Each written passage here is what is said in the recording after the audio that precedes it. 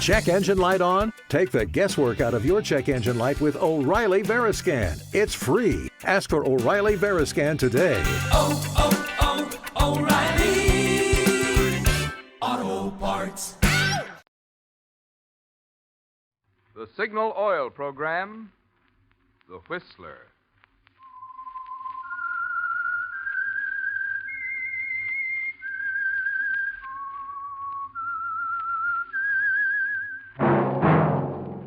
That whistle is your signal for the Signal Oil Program, The Whistler.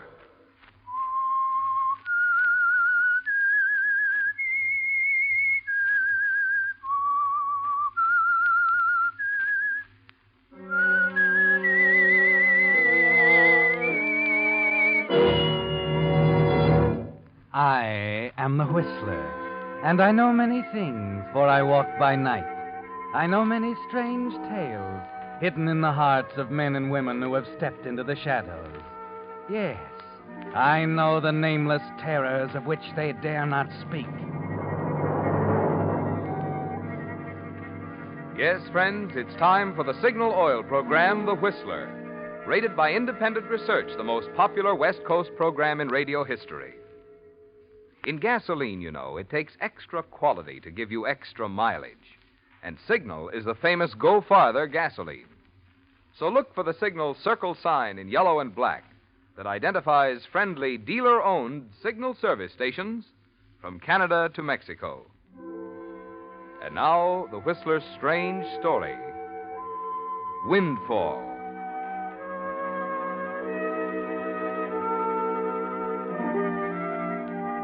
The man stood at the railing of the Jefferson Bridge, looking over the rail, hesitant, undecided.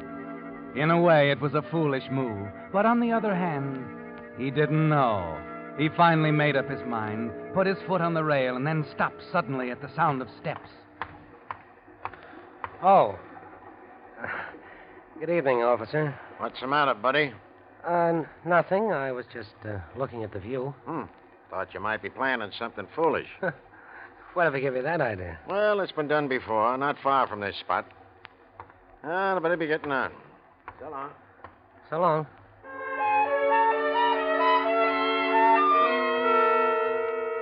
A half-minute later, he made up his mind. Disappeared over the side. It was a good gamble. The hat he'd seen on the ground near the bridge timbers was nearly new. He smiled to himself, started to try it on, and then saw something that stopped him in his tracks, frozen. Not 6 feet away was the battered body of a man, sprawled on the ground near one of the bridge stanchions. He paused for a minute, thinking, and then moved quickly to the body and searched the pockets. He wasn't lucky this time. There was no money, no identification, not even a pocket handkerchief. And then as he fumbled for a name tag inside the hat, he discovered something else. Stuck under the sweatband was a slim, black-covered checkbook. He just had time to stuff it in his pocket when the sound of steps on the bridge above told him the strolling officer had returned.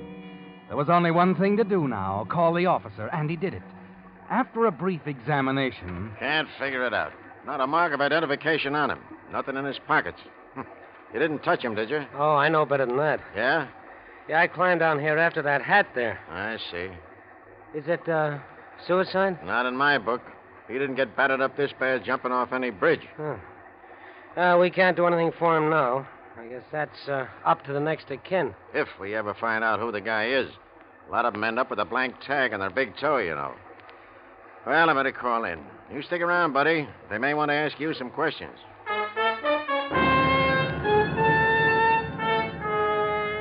And that's how it began, Ted, with a dead man and a checkbook. Later, when you're alone, you examine it closely. Find it's a standard one in a local bank, with 7 stubs showing large withdrawals. And your heart almost stops. It's a windfall, Ted. The stub shows a balance of over $104,000. Your head begins to spin. It's staggering, isn't it, Ted? You wonder what'll happen if the dead man goes unidentified. The strange man who carried his checkbook in the sweatband of his hat, who bothered to keep check stubs with a bank balance of more than $100,000. If you can learn who he is, learn how to forge his signature, you try to stop thinking about it, try to force it from your mind, but it keeps coming back again and again. Even while you answer more questions during the inquest at the coroner's office, that figure, $104,000, keeps lighting up in your brain over and over again like a neon sign. If the man's unidentified, Ted, if you can find a copy of his signature, $104,000. You, sir. Hmm? Oh, yes, Mr. Coroner. The inquest is over. You can go now. Your name is? Ted Locarno. Ted Locarno. Okay. Police know how to get in touch with you. We'll call you again if we need you. Nothing more we can do now. You mean you've found who he is? No. Worse yet, there's no way to trace him.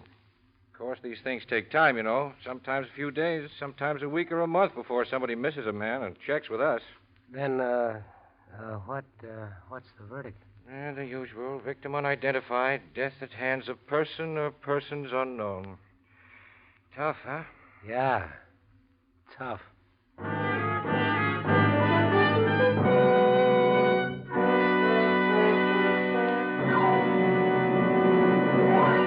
With the prologue of Windfall, the Signal Oil Company is bringing you another strange story by The Whistler.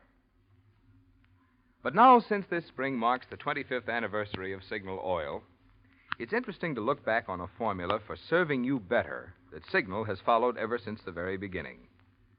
First of all, Signal products have always been sold only through dealer-owned stations. The reason? Signal believes that a man with his own money invested in his own business has extra incentive to give your car more conscientious, more thorough service that spells long, trouble-free miles. Secondly, because you want top-quality products for your car, each individual Signal service station is backed by a young, progressive organization, now serving almost 2,000 Signal dealers, with resources to bring you every latest advance in petroleum science. Obviously, drivers like this combination of personal service at dealer-owned Signal stations, plus fine-quality Signal products. For Signal has grown and grown, year after year, from a mere handful of stations serving Southern California to an organization now serving 6 western states from Canada to Mexico. If you haven't discovered how much extra pleasure this Signal formula can add to driving, stop by your neighborhood Signal station soon. See for yourself why, every day, more and more drivers are joining the switch to Signal. And now, back to the Whistler.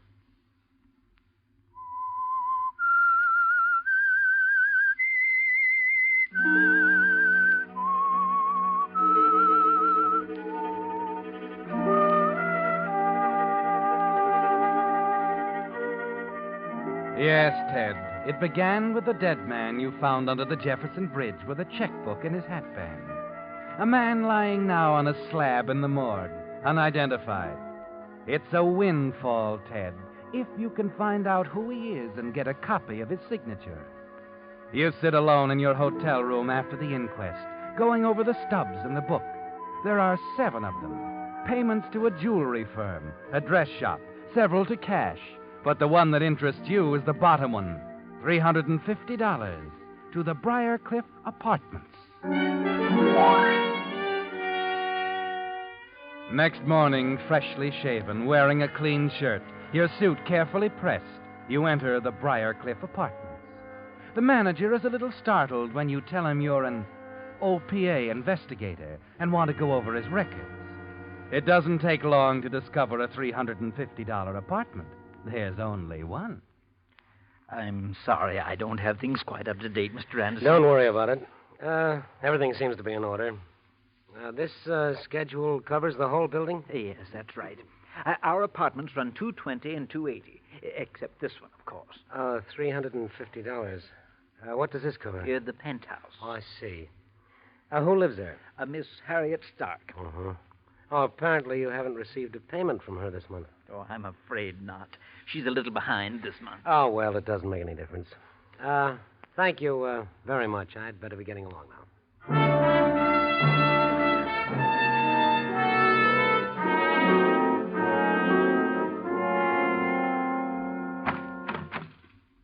How do you do? Miss Stark, That's right. my name is Anderson, OPA. Mind if I come in? Not at all. I'll come right to the point, Miss Stark. We have reason to believe the rents in this building are over schedule. I understand that you're paying $350. That's right. Do you have any evidence of those payments, canceled checks, and so on? I think so. Sit down, won't you? No, thank you. I better not. I can only stay a minute. I just happen to have this check for the current month's rent. I intended to drop it off at the manager's office. Here you are. Edward Reese. I see. If you don't mind, I'll take it along. It'll be returned to you, of course. Wait a minute. Yes? Don't go. Oh, I'm sorry. I'm in a hurry, and Well, I wouldn't be in too big a hurry if I were you. No? No. You see, I want you to tell me why you really came here. I happen to know that 350 is official schedule for this apartment because I've checked it myself. Now, do you want to let your hair down, or shall I call the OPA office? You're doing pretty well. Why don't you go on? You're a blackmailer, aren't you? You're the man Edward was afraid of. Edward Reese? Who else? He was afraid of a blackmailer, huh? Why? Suppose you tell me. I don't know the answer to that one, but he had a good reason to be afraid. You see, Edward Reese is dead. Dead? Yes, I found his body night before last under the Jefferson Bridge. It's down at the morgue now, unidentified. Well, I guess it's up to me to call them. Oh, wait a minute. Don't do anything rash. What do you mean? I had a good reason for coming here, Miss Stark. Did you? You seem to have done pretty well up to now. Where do you go from here? I don't see what that has to do with you. You didn't answer the question. What happens now that Reese is dead? Do you check out, forget it, or do you take a look to see if there are any more golden eggs around? Look, mister. Locarno. Ted Locarno. Before you go any further, take a look at this. Edward Reese's checkbook. I found it in his hat under the bridge. There's a balance of $104,000 in the account. And nobody knows that he's dead. Does that suggest anything to you? I don't know. We couldn't get away with anything like this. Thanks, baby. You just passed the exam. Only one thing bothers you, doesn't it? Can we get away with it? I don't know. Answer that one, will you? Can we get away with it? That's all that matters to you now, isn't it? Yes. That's all that matters. Good. Let me see that check again. Edward Reese. Standard Spencerian. Probably picked it up in the 5th grade and never changed it. I'll have that signature down cold in 24 hours. You're pretty sure of yourself. All I need is a little practice. Sure. But how about that body in the morgue? What if someone identifies it? So it's a gamble. I don't know about you, but with a payoff like that, I'll take a flyer. We hold off a few days. If no one tags him, we go move in. It's as simple as that. Is it? Now, what's bothering you? Oh, I'm just wondering. I know. You're wondering what's to prevent you from learning to forge that signature and draw checks on the account yourself. Maybe. Well, there's only one thing. That's me. This is a two-way deal, baby. Let's have that understood right now. Okay? Okay.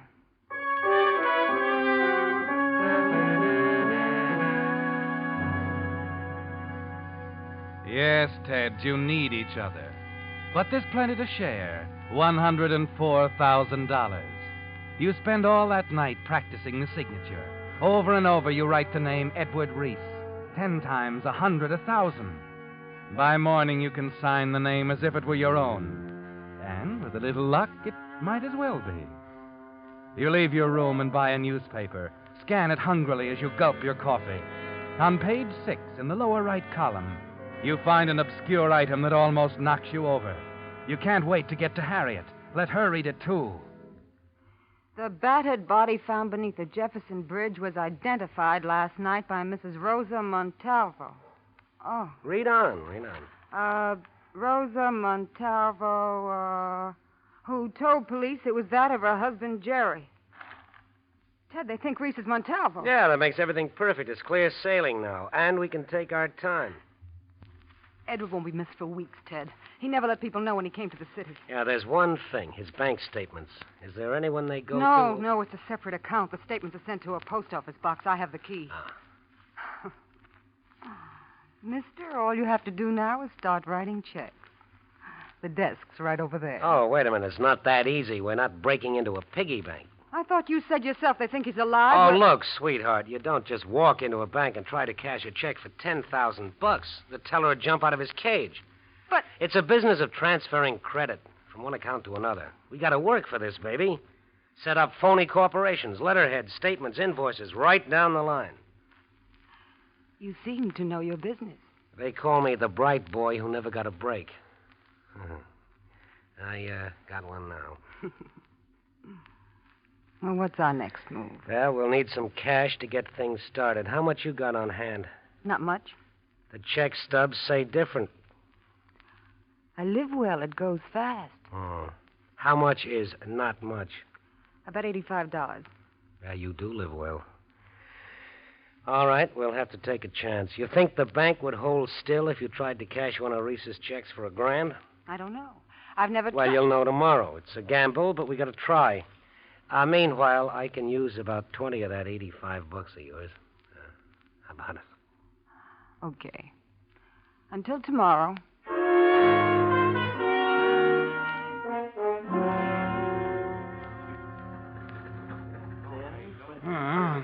Even thousand, eh? That's right. Excuse me a moment, Miss Stark. I'll have to speak to the cashier. Yes, Austin? Miss Stark over there. She wants to cash this, sir. Miss Stark? Oh, yes. Well, Reese's account is good for it. Then it's all right? I think so. Here, I'll initial it. Thank you, sir.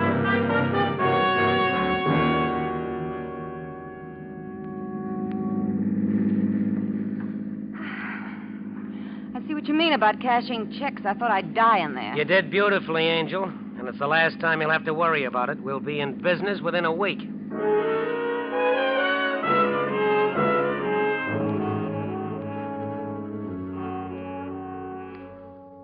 See, it's like I told you last week, baby. We're in business. It wasn't easy. Establishing identity in a bank is a neat trick, but I made it.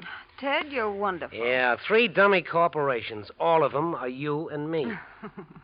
E.C., look at this. E.C. Layton Jewelry Company, $700. Malcolm Ditmar Furrier, $1,250. Atkins Brothers, $920. Not bad, huh? I wish I was actually getting some of those things. Oh, honey, once we got all that dough spread around on these accounts, we can get it out and skip before anybody here begins to wonder about Edward Reese. Well, it can't be soon enough for me. Oh, now, don't get anxious, sweetheart. We're doing great. In another week, we'll really begin to cash in. You expecting anybody? Relax. I'll get rid of them. Yes? Excuse me, ma'am, but I'm from the Mary Ann Flower Shop. Oh, yes. The flower. We hate to trouble you, but there's a considerable balance that hasn't been taken care of, and Mary Ann thought that you'd want it called well, your of attention. course. How much is it? It's $69. Just a minute. Oh, Edward, Yeah. write the gentleman a check, will you, darling? Oh, can't they send a bill? Please, darling. I forgot to give it to you, and they've been very patient as it is. It's only $69. Pretty, please. Okay, sweetheart. Save that talk for something expensive. Go get my pen. Yes, dear. They think it grows on trees. Yes. Well, I suppose it does for some people, sir. Yeah, I suppose it does.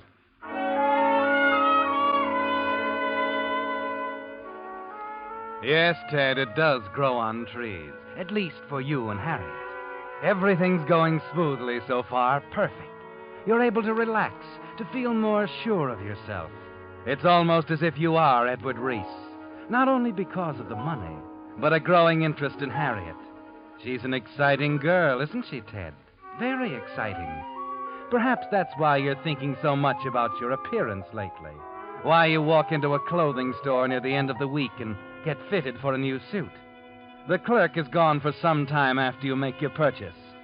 You're standing in front of the mirror when he comes back, embarrassed and apologetic. Mr. Locano, I'm terribly sorry, but the check this Mr. Reese gave you, it's... What's the matter with it? Well, just as a matter of routine, of course, we called the bank, and I'm afraid your friend hasn't sufficient funds to cover it. What? I hope it's only a mistake, sir, that you know him well enough. Oh, yes, I know him well enough.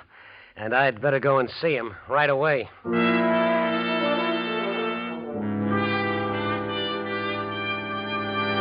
What did you do with it, Harriet? Where's the money? I tell you, I don't know anything about it. Over $80,000 left in that account, and they couldn't cover a check for $200. That wasn't smart, baby, not at all. I don't know what you're talking about. No? Then why the suitcase? When people start packing, they're going somewhere. Well, I was nervous about staying here, Ted. This apartment makes me nervous. You couldn't wait. You got anxious. No, You Ted. never stopped figuring it from the first day I walked in here. You could practice that signature, too. Ted, please, It's no go, baby. I won't be played for a sucker. It's more than the money. Ted. You had me hooked all the way. But that's over. And so are you, sweetheart. No. So are you. Ted, no!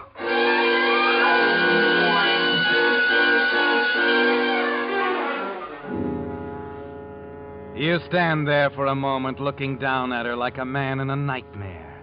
The red rage in your mind slowly subsiding, leaving you free to think. And you have to think fast, Ted. So you got that money somehow. You're sure of it. It's here in the apartment somewhere. You go through the half-packed suitcase first, and then tear a room apart, searching frantically. You've almost combed the apartment when... The door. Someone's at the door. You walk quickly through the kitchen to the trade entrance, let yourself out cautiously, glance down the corridor to the front door. The little man from Mary Ann's flower shop is standing there patiently. You slip around the corner, down the fire stairs, and out of the building. 20 minutes later, you're entering the dingy lobby of your hotel. The man at the desk looks up nervously. And a moment later, you know why. When a plainclothesman moves up quickly. Ted Locano? Yes? They want to talk to you down at headquarters. Well, what's the matter? I haven't... Just routine. Some questions about that guy you found under the bridge. They've arrested a suspect. Oh, well, look, do they have to talk to me? I've got an appointment. It won't take long, buddy. But I've told them all I know. They want to hear it again. Okay, but let's make it quick, huh? I got a car right outside. The whole thing shouldn't take more than an hour.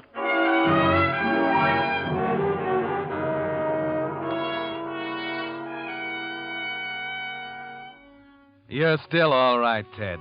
That is, if you can talk to the police quickly, answer their questions, and be on your way. As you ride across town in the police car, you hope that the little man from the flower shop didn't get into Harriet's apartment or raise any kind of fuss. At headquarters, the lieutenant in charge is almost apologetic. You run through the story, telling it exactly the way you did the first time. The lieutenant seems satisfied. And you didn't move the body or touch anything, Locarno. Not a thing. I know better than that. Just called the officer on the beat, is that it? Right. That seems to cover it all. You see, we didn't have much to go on in this case. Yes, Sergeant? We still haven't been able to talk to the stock dame. We've called, and Conway's been over to her apartment twice. She's not at home. We've got to talk to her, Sergeant. Break into the apartment if you have to. Bring her in. Okay. Well, I guess I can be running along, huh, Lieutenant? Just one more thing, Locarno. There's a stenographer in the next room here. Would you mind repeating the story to her?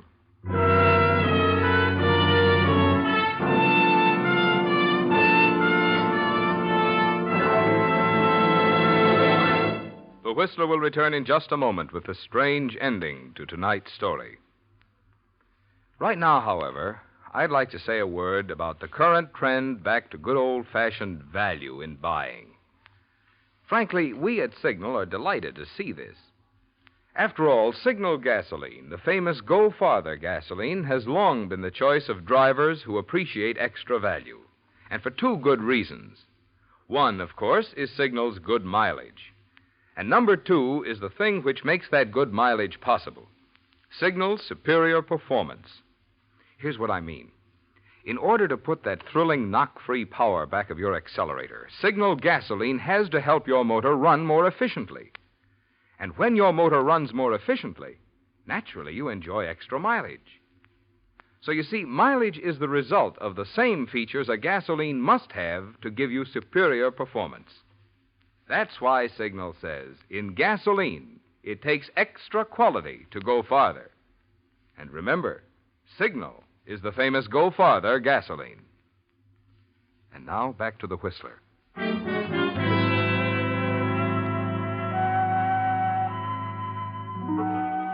So you have to fight it through for another 5 minutes, Ted. And a police station is the last place in the world you'd choose right now, with a picture of Harriet lying dead in her apartment still fresh in your mind. It's too bad, isn't it, Ted? Everything would have been so different if she hadn't insisted on taking it all. The untapped balance in Edward Reese's fabulous checkbook would have bought the world for both of you. But you have to forget that now. Concentrate on the matter at hand. Tell your story and get out of the police station before the lieutenant's men break into the apartment. Before anything develops that will link you to the murder of Harriet Stark. You follow the lieutenant to the door of the stenographer's office. Only take you a minute, Locarno. Mary Ann. Oh, wait, Flower Shop. Lieutenant. Mary Ann's Flower Shop. That's right. When I read all about Mr. Reese in the papers, I went right up to Miss Stark's apartment. Nobody answered. So I thought I'd come down here and take it up directly with Mr. Reese. Well, I'm sorry. You can't see Mr. Oh, she's Reese busy, now. Lieutenant. I'll come back. This guy isn't important. No, later. Look, I tell you it's all right.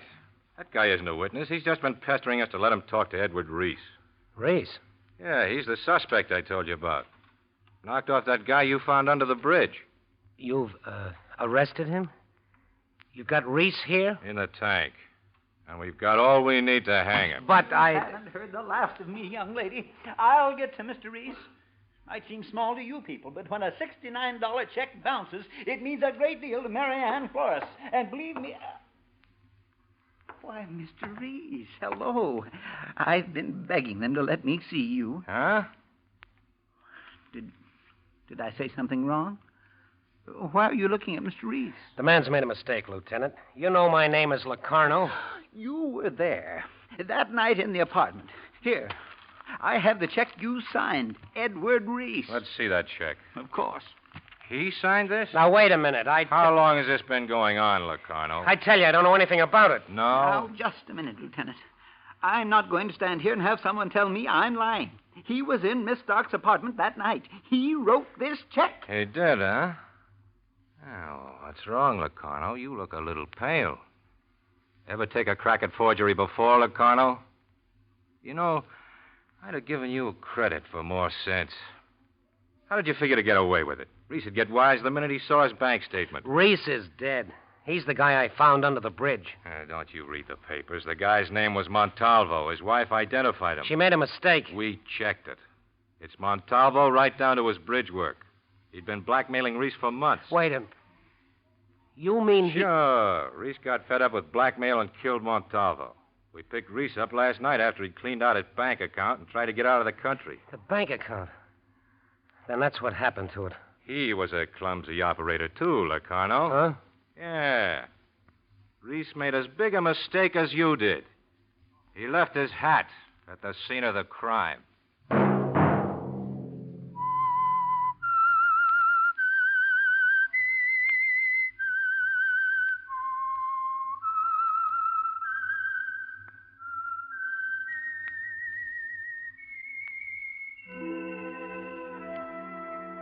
Let that whistle be your signal for the Signal Oil program, The Whistler, each Monday at 8.